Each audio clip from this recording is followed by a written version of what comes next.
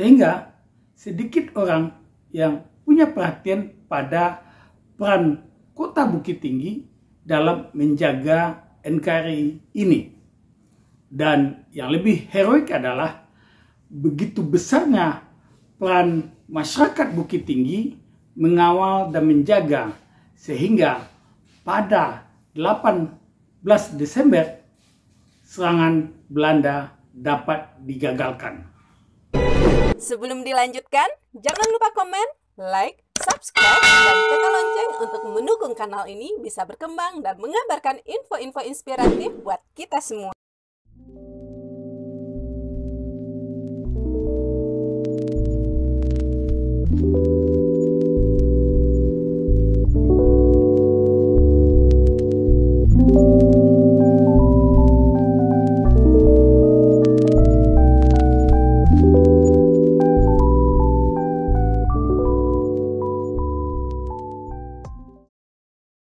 Assalamualaikum warahmatullahi wabarakatuh. Dunsana Firdaus Abi, pada kesempatan kali ini ada satu hal yang ingin saya ajak berbagi kepada Dunsana semua, bahwa mungkin ini terlupakan bagi kita dan bagi banyak orang. Apa itu? Kita tahu bahwa setiap tanggal 19 Desember diperingati sebagai Hari Bela Negara. Hari Bela Negara ini berangkat dari kisah heroik, adalah peristiwa yang kemudian dikenal dengan istilah PDRI, Pemerintahan Darurat Republik Indonesia. Selama ini, jika bicara tentang perjuangan PDRI, maka fokus orang banyak hanya pada Halaban, Abai Sangir, Sumpur Kudus, dan daerah-daerah yang menjadi tempat persembunyian atau pergerakan gerilya PDRI ini.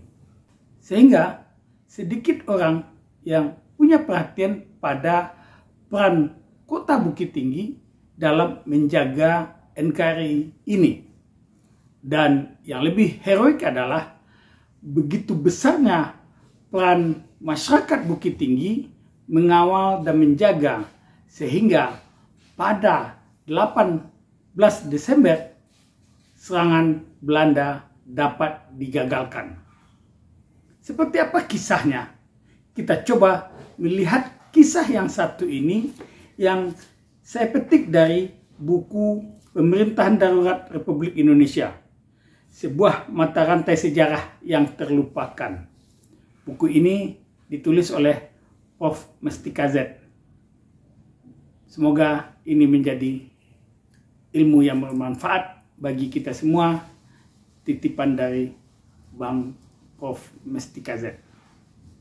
Dunsana Firdaus Abi semua, kita tahu Bukit Tinggi hanyalah sebuah kota kecil di Sumatera Barat. Luasnya hanya 25 km bujur sangkar, jaraknya sekitar 90 km dari kota Padang, ibu kota Sumatera Barat.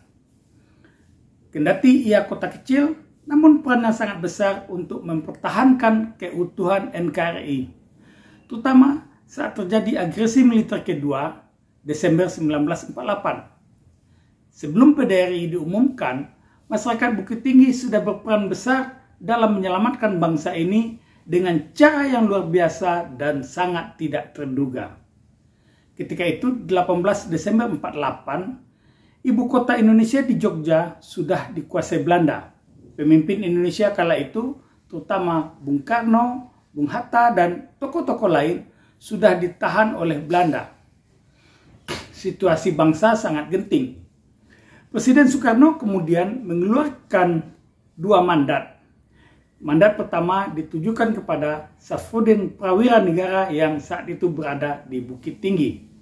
Mandat kedua ditujukan kepada A.A. Maramis dan Mr. Palar yang berada di India. Tapi kedua mandat itu tidak pernah sampai kepada kedua tokoh itu. Di Bukit Tinggi, pada Sabtu 18 Desember itu merupakan hari besar, hari balai maksudnya, hari pasar. Suasana pasar sangat ramai Selain itu, sejak pagi, sejak jam pukul 10, anak-anak sekolah sudah dipersiapkan untuk berbaris di sepanjang kawasan, terutama dari tembok hingga lapangan udara Gadui, untuk menunggu dan menyambut kedatangan Presiden Soekarno. Jauh hari sebelumnya, Presiden Soekarno sudah dikabarkan akan singgah di Bukit Tinggi. Beliau merencanakan perjalanan ke New Delhi, India, dan singgah di kota ini. Namun, sampai sore, Bung Karno tak kunjung datang. Kabar pun tidak diperoleh. Padahal sesungguhnya beliau sudah ditangkap di Yogyakarta oleh Belanda. Pada pukul 8 malam, suasana Bukit Tinggi yang masih ramai semakin ramai karena ada deru pesawat di langit Bukit Tinggi ketika itu. Sejumlah kendaraan dikirim ke lapangan Gadui untuk membantu penerangan. Karena di sana, di lapangan Gadui tidak ada penerangan. Sejumlah tokoh bangsa yang ada di Bukit Tinggi menyusul ke sana. Mereka menduga bahwa pesawat yang berterbangan di langit Bukit Tinggi itu adalah pesawat yang membawa Bung Karno dan rombongannya ketika itu. Kehadiran pesawat tersebut tentu diketahui oleh masyarakat dan mereka ingin juga menyambut. Mereka berduyun-duyun datang ke Gadui untuk menjemput presiden mereka, Bung Karno. Mereka tak tahu bahwa sesungguhnya pesawat itu adalah pesawat tempur Belanda. Di pihak lain, saat itu Belanda tidak jadi menurunkan pasukannya karena mereka melihat, wow, begitu banyak orang yang datang.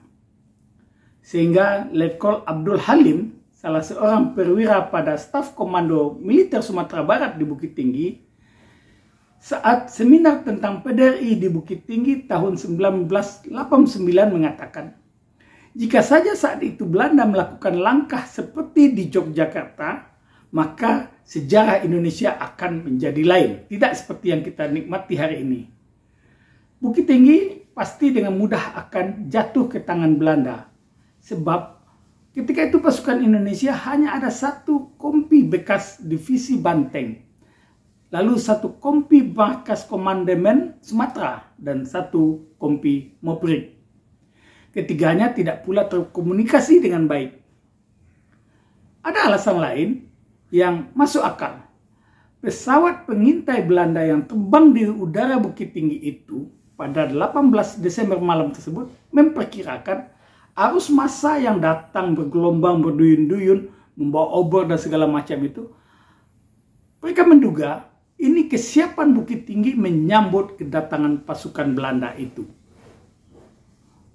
Kemudian karena massa yang banyak itu diperkirakan kesiapan Republik menyambut Belanda, Belanda mengarahkan pasukannya untuk mendarat di Danau Singkarak.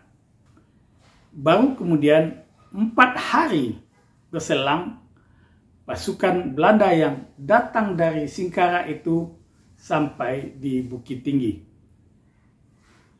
Jadi ada rentang waktu sejak 18 Desember, 4 hari kemudian, Belanda baru sampai ke Bukit Tinggi.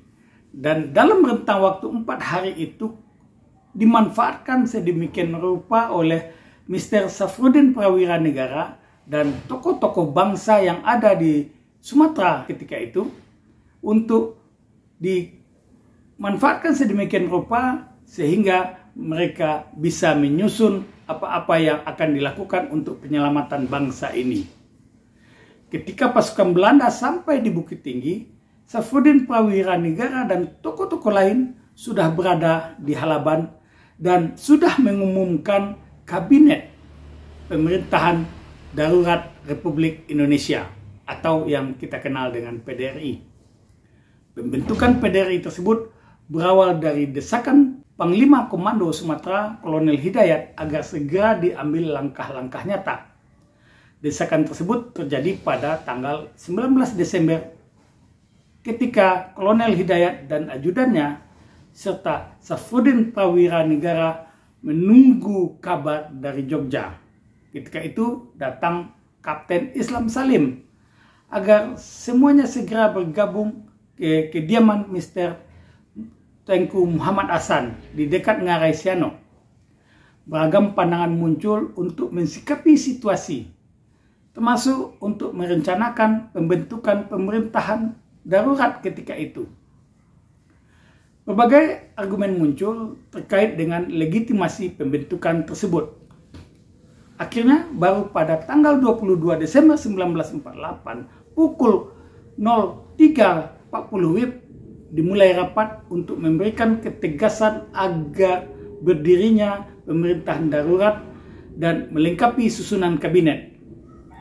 Susunan kabinet disepakati sekitar pukul 4.30 menjelang subuh. Dan dua posisi penting dipegang oleh dua tokoh yang ketika itu tidak ikut rapat. Yakni pertama, Panglima Angkatan Perang dipercayakan pada Jenderal Sudirman dan Menteri Luar Negeri dipercayakan pada A.A. Maramis.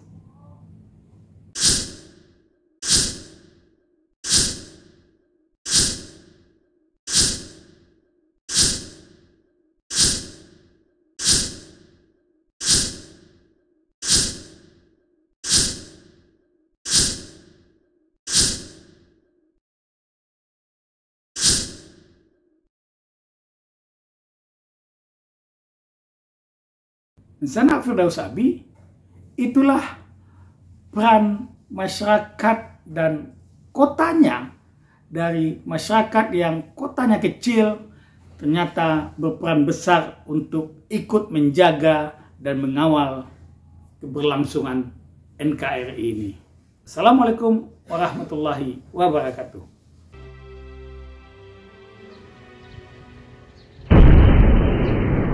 Sampai di sini dulu jumpa kita kali ini, dan tetap dukung channel ini sehingga kami bisa memberikan informasi-informasi yang inspiratif untuk kita semua.